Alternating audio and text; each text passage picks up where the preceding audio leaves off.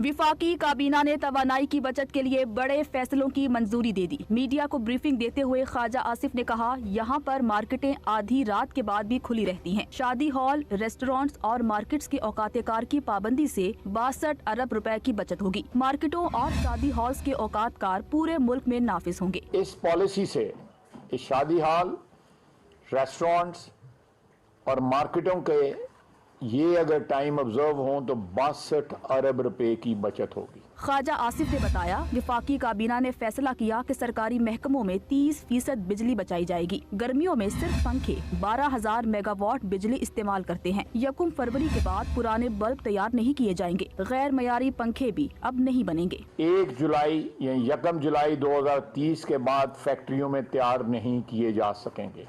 तमाम सरकारी अदारे तवानाई के हवाले से एफिशिएंट एनर्जी, एफिशिएंट बिजली के पंखे, LED बल्ब और तवानाई के हवाले से मौसर आलात खरीदेंगे। वफाकी वज़रा का कहना था कि मुल्क भर में इलेक्ट्रिक बाइक्स को फरोख्त दिया जाएगा। मोटरसाइकिल कीमत में $3 अरब का फ्यूल इस्तेमाल हो रहा है। इलेक्ट्रिक बाइक्स के आने से तेल के दरामदी बिल में नुमाया कमी आएगी।